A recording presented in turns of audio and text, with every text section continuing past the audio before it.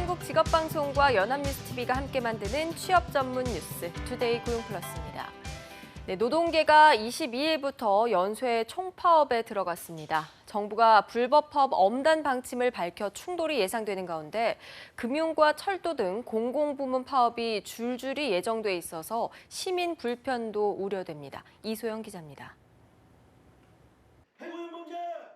오늘부터 양대 노총 공공 및 금융부문 노동자들의 연쇄 총파업이 이루어집니다. 공공노련이 오후 2시 노조 측 추산 5천여 명의 조합원이 참석한 가운데 서울역 광장에서 총력투쟁 결의대회를 열어 첫 테이프를 끊습니다. 내일은 서울 상암 월드컵 경기장에서 금융노조 조합원 10만 명이 동참하는 총파업이 예고돼 있으며 오는 27일에는 철도와 지하철 노동자들이 22년 만에 동시 파업에 들어갑니다. 28일에는 보건의료 부문이 파업을 이어가고 29일에는 양대 노총 6만여 명이 참여하는 대규모 총파업 집회가 예고돼 있습니다. 노동계는 정부가 추진하는 성과연봉제가 사실상 저성과를 명목으로 노동자를 쉽게 해고하는 성과 퇴출제가 될 수 있다며 철폐를 요구할 방침입니다. 공공부문이 대거 파업에 참여하면 시민들의 일상생활에 큰 불편이 초래될 수밖에 없는 상황. 노동계는 양대 노총과 여야 원내대표, 주무부처 장관이 참석하는 긴급 대표자 연석회의를 제안한 상태입니다. 그러나 정부는 상대적으로 안정적이고 임금이 높은 공공부문 근로자들이 거리로 나서는 것은 명분이 없다며 파업 철회를 요구하고 있습니다. 국민 불편을 볼모로 하는 공공금융 부분의 총파업은 반드시 철회되어야 합니다. 불법에 대해서는 반드시 책임을 물을 것이며 이에 따라 노정 간 갈등이 격화하는 것은 물론 집회 시위 과정에서 경찰과의 충돌도 우려됩니다. 연합뉴스TV 이소영입니다. 보신 대로 23일부터 금융노조가 총파업을 예고하고 있습니다. 은행들은 최대한 업무 차질을 줄이겠다고 하지만 고객들의 불편은 어느 정도 불가피해 보입니다. 혹시 모를 피해를 입지 않기 위해서 어떤 업무를 미리 처리해야 할지 박진영 기자가 알아봤습니다. 내일로 예고된 금융노조 총파업. 많게는 10만 명, 적게는 3, 4만 명이 참가할 것으로 예상됨에 따라 영업점 근무 인원의 감소는 불가피할 것으로 보입니다. 은행권은 파업 참가 인원에 따라 중앙본부에서 인력을 영업점으로 파견하는 등 대책을 준비하고 있습니다. 고객들은 인터넷과 모바일로 일반적 은행 업무를 처리할 수 있지만 미리 영업점을 방문해야 하는 업무가 있습니다. 파업 당일이 대출 만기일일 경우라면 미리 연장 신청을 해야 합니다. 연장 시 발생할 이자, 연장이 안 될 경우 발생할 수 있는 연체료를 감안해 자동 이체 통장에 돈을 충분히 입금해 놓는 것이 좋습니다. 신용대출을 고려하는 사람들은 파업 전에 앞당겨 받거나 파업 이후로 미루는 것이 좋습니다. 펀드나 방카슈랑스 상품 가입도 마찬가지입니다. 펀드는 펀드 판매 자격증 소지자만 판매할 수 있고 방카슈랑스 판매 인원은 영업 지점별로 2명으로 제한돼 있기 때문입니다. 많은 분들이 간과하는 부분은 이체 한도입니다. 이체 한도는 영업점을 방문해야 변경이 가능한데 전세금 등 큰 돈을 옮겨야 할 일이 있는 분들은 미리 한도를 늘려야 합니다. 연합뉴스TV 박진영입니다. 대기업 2곳 중 한 곳이 올해 신규 채용 규모를 작년보다 줄일 계획입니다. 전국경제인연합회가 여론조사기관 리서치앤리서치에 의뢰해 실시한 500대 기업 신규 채용 계획 설문 결과에 따르면 응답 기업 210곳 중 48.6%는 신입과 경력을 포함해 신규 채용 규모가 작년보다 줄 것으로 전망된다고 답했습니다. 작년과 비슷할 것이라는 응답은 40%였고 작년보다 늘릴 것이라는 응답은 11.4%에 그쳤습니다. 또 신규 채용 축소 기업의 52%는 부진한 경기를 이유로 꼽았습니다. 역대 최악의 취업난을 겪고 있지만 스타트업 기업들은 여전히 좋은 인재를 구하기가 어렵습니다. 눈높이가 다르기 때문인데 금융권이 성장 기업들과 구직자들의 만남을 주선했습니다. 김동욱 기자입니다. 경기 침체가 이어지면서 6개월 이상 장기 실업자가 외환위기 때 수준인 18만 명에 이르고 있습니다. 하지만 성장 기업들은 우수 인재를 구하기 어려워 채용 시장의 미스매치 역시 여전합니다. 금융권이 이에 따라 창업에 대한 자금 지원이 채용으로 이어지도록 기업과 구직자들이 만나는 자리를 마련했습니다. 이번에 채용에 나선 기업들은 은행과 정책금융기관들이 추천한 성장 가능성이 큰 기업들로 선정됐습니다. 기술금융, 성장 사다리 펀드, 크라우드 펀딩 등 기존에는 없던 자금 조달 방식으로 성장한 260개 기업들이 모두 1,130명 채용에 나섰습니다. 은행들이 창업하는 기업들 그리고 창업을 한 뒤에 자금이 필요한 기업들을 지원을 해야 일자리가 만들어지고 그렇게 일자리를 만들어야만 지금 우리가 당면하고 있는 청년 실업을 해소할 수 있다고 생각을 합니다. 기업의 연봉과 인지도만 따지던 구직자들도 기업들의 성장 가능성을 직접 눈으로 보니 좁았던 시야가 넓어집니다. 항상 약간 사람들 좀 높게만 보는 경향이 있어서 대기업을 많이 찾는데 그거 말고도 이제 더가 좀 기업 규모는 작지만 그래도 좀 속이 꽉 찬 그런 기업이 있는 거를 많이 알게 된 것 같아요. 국내 경기가 장기 침체로 접어들고 있는 상황에서 금융 지원을 통한 직접 창업과 성장 기업의 채용 확대가 일자리 창출로 이어지는 돌파구가 되고 있습니다. 연합뉴스TV 김동욱입니다. 서울 지하철 범죄 10건 중 6건가량은 성추행이나 몰래카메라 촬영 등 성범죄인 것으로 나타났습니다. 국회 국토교통위원회 소속 새누리당 의원이 서울시에서 받은 자료에 따르면 올해 들어 7월 말까지 지하철 1호선에서 9호선까지 범죄는 모두 1,597건에 달했고 이 중 56.2%인 897건이 성범죄였습니다. 또 절도가 429건, 나머지는 폭력 등이었습니다. 호선별로 범죄는 2호선이 489건으로 가장 많고 뒤이어서 9호선, 1호선, 4호선 순이었습니다. 오는 28일 김영란법 시행을 앞두고 취업을 준비하는 대학생들이 불안해하고 있습니다. 만약 대학 재학 중에 취업을 해도 결석을 인정받지 못해서 졸업을 못할 수도 있다고 하는데요. 왜 그런지 정선미 기자가 알아봤습니다. 기업들의 하반기 공채가 시작됐습니다. 대학 곳곳에는 기업 채용 소식을 담은 현수막 등이 걸렸지만 졸업하기 전 취업을 준비한 학생들은 김영란법 때문에 불안합니다. 그동안은 조기 취업한 학생이 교수에게 취업 기회를 내면 출석을 하지 않아도 졸업을 시켜주는 관행이 있었는데 김영란법에서는 이를 부정청탁으로 해석할 가능성이 큰 것으로 알려졌습니다. 아무래도 지금 저도 그렇고 다들 졸업하기 전에 취업하길 원하는데 학교를 다니면서 취업하는 게 더 힘들어진다고 하면 안 그래도 힘든데 지금보다 더 힘들어질까 봐 많이 걱정이 돼요. 일부 대학은 학칙을 개정해 취업으로 인한 결석을 공식 인정해주기로 했지만 연세대 등 일부 대학은 인정하지 않기로 했습니다. 책상으로는 결석을 출석으로 인정할 수가 없는 상태예요. 김영란법 위반인데 그걸 교수님들한테 김영란법 위반하면서까지 처리하라고 할 수는 없는 거기 때문에 이제 뭐 취업 기회를 안 받아주신다고 하니까 취업이 돼도 학교를 어떻게 해야 되나, 취업이 돼도 학교도 나가야 되고 회사도 나가야 되니까 그 부분에 돼도 좀 걱정인 것 같기는 해요. 극심한 취업난에 시달리는 대학생들이 애매모호한 김영란법 때문에 이중고를 겪게 됐습니다. 연합뉴스TV 정섬입니다.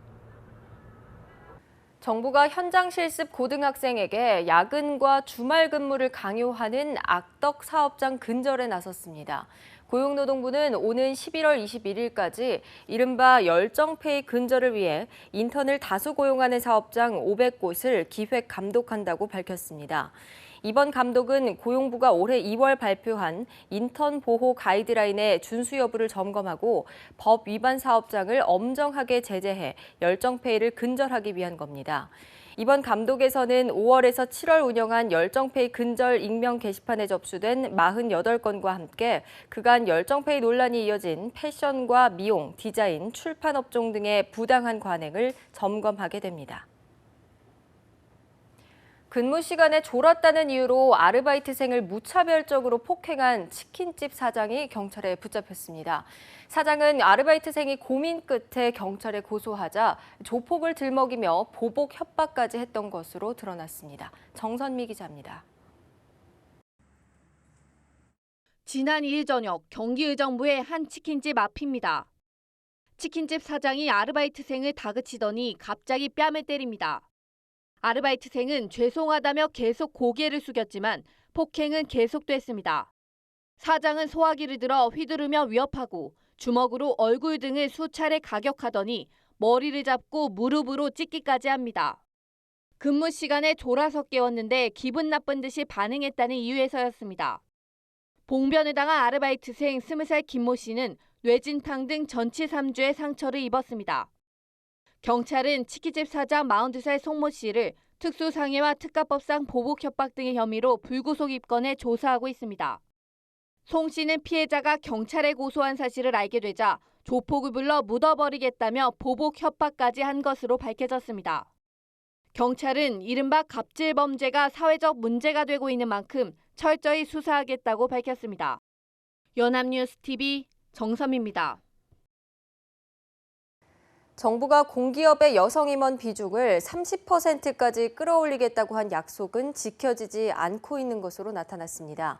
기업 경영성과 평가 사이트 CEO 스코어가 30개 공기업의 고용 현황을 분석한 결과 올해 상반기 말 기준으로 여성 임원은 단 한 명도 없었습니다.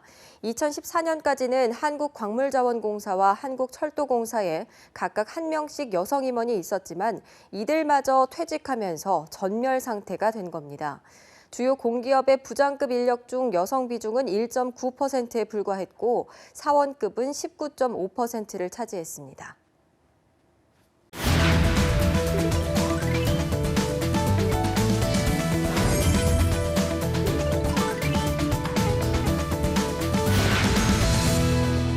대한민국 직장인과 구직자들에게 꼭 필요한 정보를 데이터로 알아봅니다. 투데이 데이터 뉴스 시간 강설이 아나운서와 함께합니다. 안녕하세요. 네, 안녕하세요. 투데이 데이터 뉴스 시간입니다. 지난 2012년이었죠. 박원순 서울시장이 시청 옥상에 벌통을 설치하고 직접 꿀을 채취해서 화제가 됐었습니다. 그가 벌통을 설치한 이유는 무엇이었을까요? 바로 꿀테크를 위해서라고 합니다. 이 꿀테크란 양봉을 통한 재테크로요. 도시에서도 옥상이나 마당에 벌통을 설치하고 꿀을 채취해서 수익을 낼 수 있다고 하는데요. 간단하게 계산을 하면 20만 원의 벌통을 사서 꿀을 채우게 되면 100만 원에 팔 수 있다고 합니다. 네, 꿀테크라니까 상상도 못했는데요. 게다가 수익률도 높아서 말 그대로 꿀테크라고 합니다. 네, 그렇죠. 흔히 재테크라고 하면 예금이나 주식, 부동산 같은 걸 떠올리기가 쉽죠. 제로금리 시대에 어떻게 하면 조금이라도 돈을 더 불릴 수 있을까요? 그래서 준비한 오늘의 주제는요. 재미와 수익을 동시에 잡는 이색 재테크를 찾아랍니다. 네, 맞습니다. 요즘 예금 이자는 기대하기가 힘들고요. 또 다른 곳에 투자하자니까 불안하고 어디에 초점을 맞춰서 재테크를 해야 할지 정말 모르겠어요. 네, 박송혜 아나운서 같은 고민하는 분들이 참 많을 텐데요. 주식 정보 제공업체 청개구리 투자클럽이 직장인 300명을 대상으로 재테크를 할 때 가장 중요하게 생각하는 점을 물어봤더니 응답자의 72.2%가 안정성이라고 답했습니다. 반면에 수익성이라고 답한 응답자는 27.8%로 아주 큰 차이를 보였습니다. 네, 많은 직장인들이 재테크를 할 때 수익성보다 안정성을 더 선호하는 것으로 볼 수 있는데요. 그렇다면 이 안전한 재테크 어떤 게 있을까요? 네, 일반적으로 좀 안정적인 재테크로 꼽히는 건 바로 금테크입니다. 올 상반기에도 주요 재테크 상품 가운데 가장 높은 수익률을 거둔 게 바로 이 금이었다고 하는데요. 현재 금 가격은 작년보다 21% 정도나 올랐습니다. 브렉시트가 일어났던 지난 6월 그 불안감으로 인해서 금 가격이 급상승했기 때문인데요. 당시에 금값은 그램당 5% 이상 상승했고 금 시장 개설 이래 세 번째로 많은 63kg의 거래량을 기록하기도 했습니다.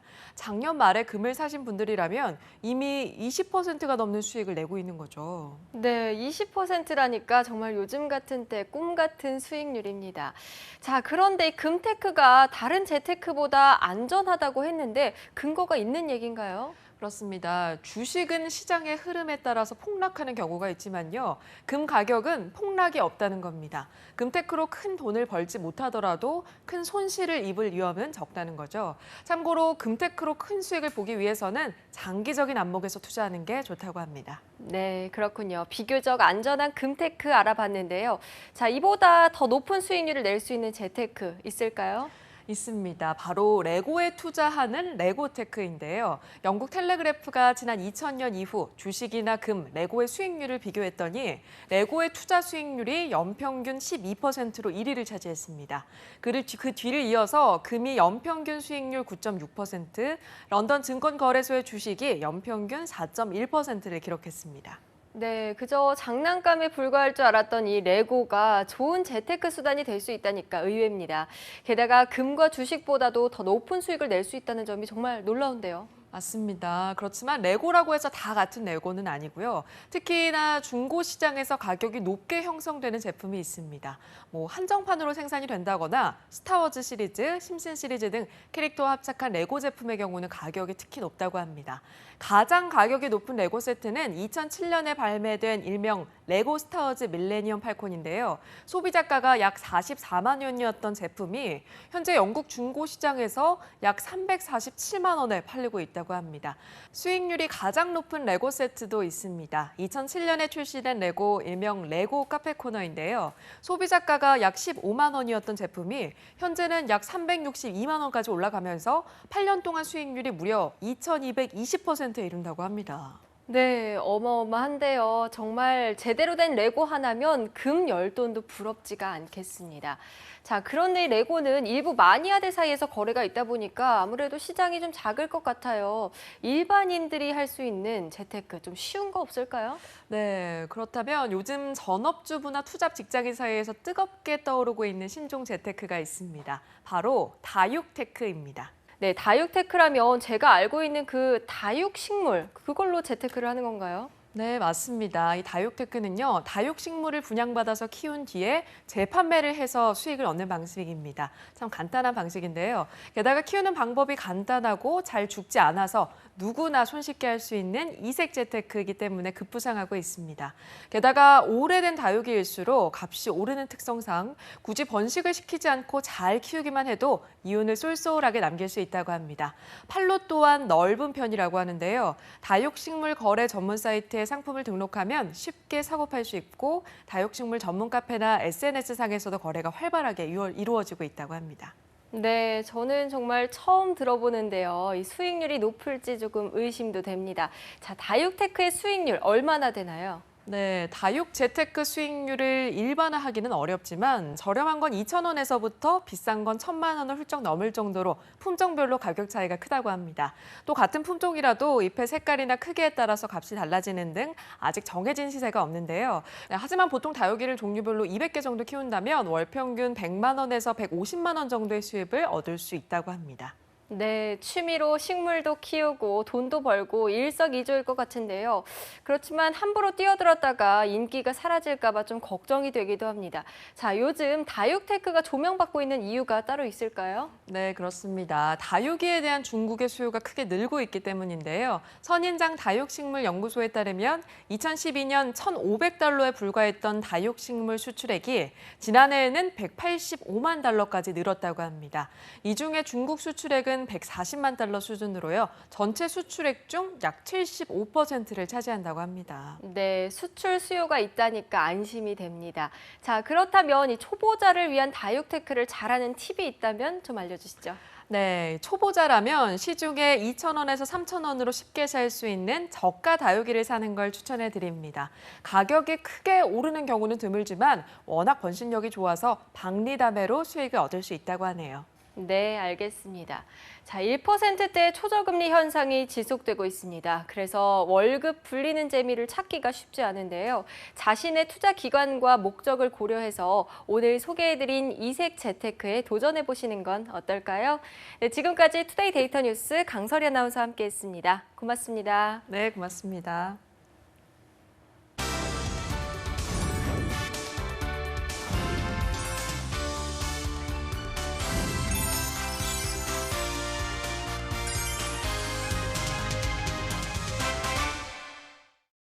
투데이 고용플러스 오늘 준비한 소식은 여기까지입니다. 함께해 주신 여러분 고맙습니다.